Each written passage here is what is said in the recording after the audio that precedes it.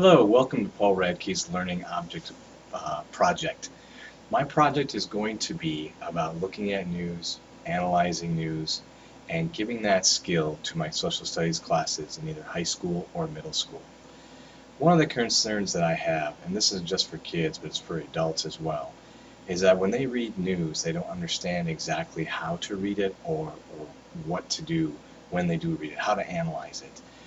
To me, what it comes down to is you have to have a basic, otherwise it just takes too much time to read news. So once you get that basic knowledge, then you can kind of skim through some parts and end up getting more into deeper analysis and things like that. When right here, what most people think of when they think of the news is Google News or Yahoo News or something like that, where it just kind of flips up everything here and just kind of gives some basic information.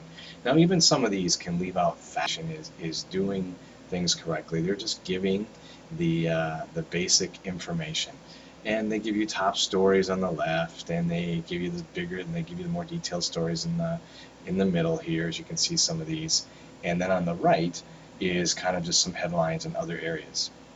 Now, other people may choose to go to another organization, and what I've got flipping up next is Yahoo News. And when people look at that, that's maybe the way that they get their information. They look at the top headlines and they move from source to source, go to news, entertainment, and things like that. However, I mean, some people like Yahoo, some people like Google. I am not a fan of those. Mine is more of well, I'll bring that up in just a little bit. But for this Yahoo News, I've shown international or world, other Paris maybe to some people, or that Kate makes a pre-tour salon visit, the new princess, Kate. Um, and it is news in a sense, but it is not information about the world and analyzing the world and understanding greater things. It's pop culture is what that is. Is it news? Yes, it is.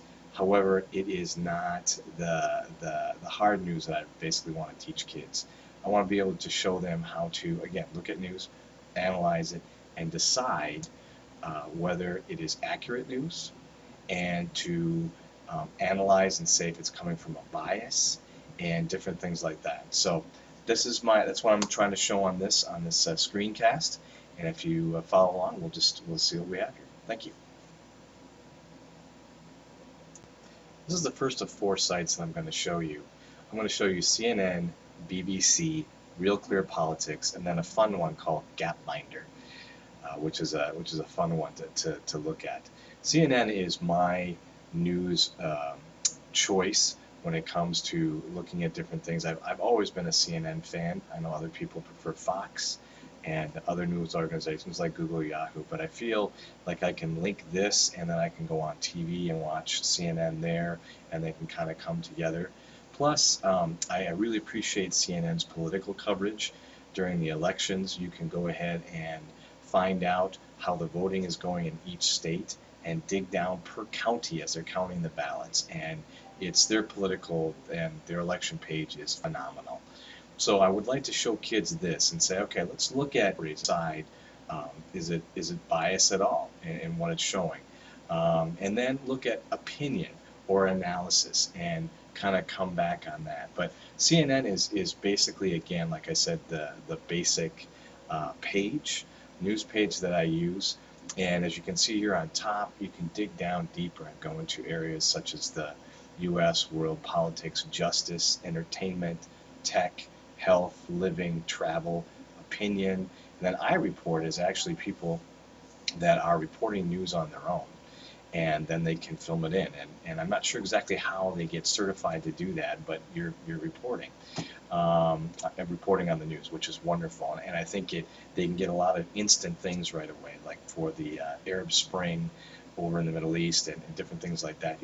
But they are accurate. Most of them are pretty good photographers, things like that. It's just great. And then there's the money section, which links to CNN Money. And then sports, which actually goes to Sports Illustrated or SI. And so you've got all of these different areas that you can just click on and dig down to. I'm not going to actually try and click on things because my computer goes a little slow, but that's kind of the basic idea right there. So this is where I would go just to kind of, I go here every day just to kind of get, see the latest news down here, see what's going on, and then I can scroll down and see kind of some of the major headlines in these areas that are up here. So there you go, and we'll move on to the next one here in just a second. Hi, this is the BBC page, and as you can see, it seems to even have a more international feel right at the top here. You can see top footballers defect in Libya to go to the rebels and not stay with Muammar Gaddafi's government. You also have Peter Falk dying down here, which is a U.S. thing. House vote snubs Obama on Libya. Argentine media airs in DNA test. FIFA, which is the soccer body, concern over Brazil delays. Conrad Black sent back to prison. And there's a whole bunch of different things on this whole page which give it a more international feel. It is based out of, as it's British Broadcasting Corporation, it's based out of England. It is also supported by the English government. However, in their reporting, they're not afraid to discuss things about the English government at all, so I don't think there's any bias in that way. I'm trying to scroll down here a little bit to show you the different pages, but the reason I want this page to be shown to my students is that it gives an international view and a different view of the world than what we see it. We see things from a particular American view that we've grown up with, or that is just here, just as because we're the United States way to view it. If you go to this page, or there's some other international pages such as Al Jazeera and different slant on things. And you also see news that we don't see here and aren't even realizing, such as even things about soccer as it's showing here. Soccer's not that big of a deal here in the U.S., but it is that are completely different and completely out of our viewpoint. And that's what I want to show kids, is I want to show them and say, hey, the way that we view things from the U.S., it's different in different places, and that view adds to your perception of how the U.S. is, how the world is, and how life is. And I want them to understand that. So what I would have them probably do, as I would do on all the other sites, is I would have them play around, kind of click on different things, look at different sites, and get an understanding of where they're coming from. For some people, it's going to be totally foreign, probably for most of them, a foreign way, a different way to look at things. And it'll kind of mess up their comfortable base that they do have of how they look at the news. But that's a good thing. That's a good thing. And so that would be my primary focus. So we're moving from national, or the U.S. type of centered news, since CNN is centered in Atlanta, Georgia, to BBC. And now we're going to go to the next one. It's kind of a different page that I don't think most of you will know of, and most of the kids will not know of either. So I'll be right back. Hi, this site is called Real Clear Politics, and it's one of my favorite sites, especially during the political times. It has also a lot of other sites that go with it, but on this page I scrolled it down a little bit so you could see it.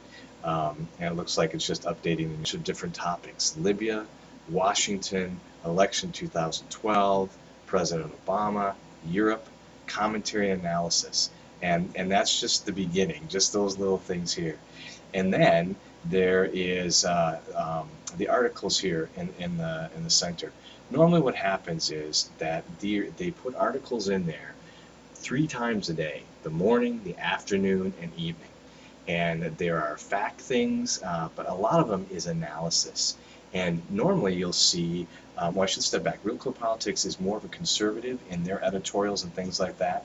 But what they do with the articles is they put things in there that are moderate, liberal, and conservative, and a lot of times right next to one another. So you can see the different issues that they're talking about and get possibly 3 different perspectives. They take them from all over the place. As you can see from the top, the Washington Times, which would be more conservative, CNN, some people would say is moderate or liberal. You have the Daily Beast, I believe they're more liberal, but I'm not sure. American Spectator, which is more conservative. Los Angeles Times, more liberal. Mother Jones would be more liberal. And just goes on. And they have all these different things. There's more articles, and they talk about all sorts of different things, and that's updated. we had a little bit of a glitch back there, as I was saying. Then there's featured videos from all sorts of talk shows at the bottom, and they can be from libs, just fascinating just to see what goes on. And you can see it switches, it just switched down below to different ones. And then over on the left, you have other things called Real Clear Markets, which is all economic news. Real Clear Sports, all sports news. Real Clear Religion, religion news. Those aren't updated as often, but they're still. This is analysis. This is people's opinions on things. Now, are they screwing up and just giving an opinion, and can they back it up with the facts? So I think this is a totally different area. Elections, they give polls and all sorts of things all the time, and it's just wonderful. So as you can tell, I get a little excited. I really like this site. It also has all the stuff up here, up top.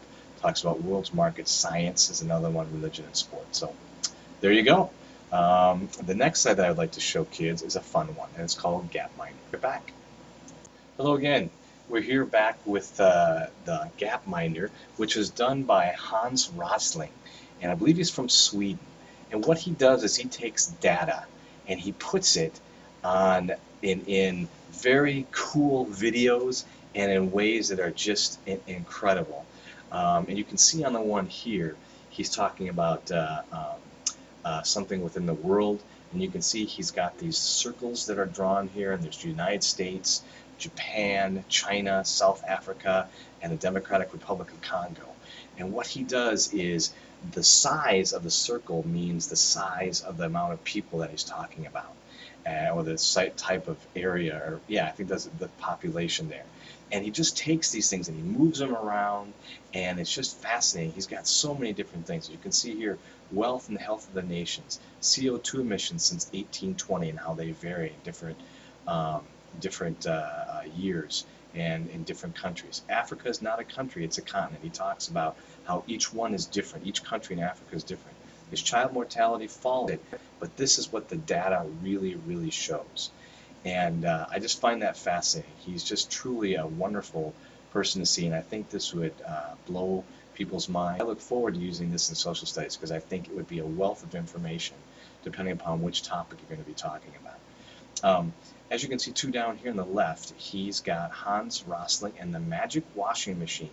He has decided that the greatest invention ever done was the washing machine because it allowed a machine to do work that people normally did and then gave them time to do other things such as read and do research. He just has a totally different way of viewing things. And so what I would like to show people here, especially not only is it different and is it fun, but he uses data and he gets it from some very interesting sources, and he makes the data come alive, which I think would be wonderful for kids. And so that would not be something boring. They can see that data is something that is fun to work with, and it can be done in a wonderful and interesting way. The last thing I'm going to show, and I'll just jump on to the next screen here in just a second and conclude my my project. Thank you. To conclude my broadcast here, a screencast, what I wanted to say is what I would do is again take classes through those probably 4 experiment, look at it, see on it, do some research on it, and then have people do sites I probably use. There's like foreignpolicy.com, Mashable.com, which is tech, foreign policy there, Al Jazeera, which would be another spot for another good one, PBS, or the NewsHour section there to get some information and analysis. And then this site, which is called Infographics, which is kind of like Gapminder, but also kind of different in the way that it does it, the way it throws out. You can see it's not just the circles, it's looking at the brick, and then also have them do groups and analyze it, look at it, play with it, and do it there. As someone being older, the internet is wonderful for me. I cannot tell kids now how much how much was missing when I was growing up, and how this is so cool. Hopefully they do get it and they do understand it, and would really like it and know that the internet is something. Thank you very much.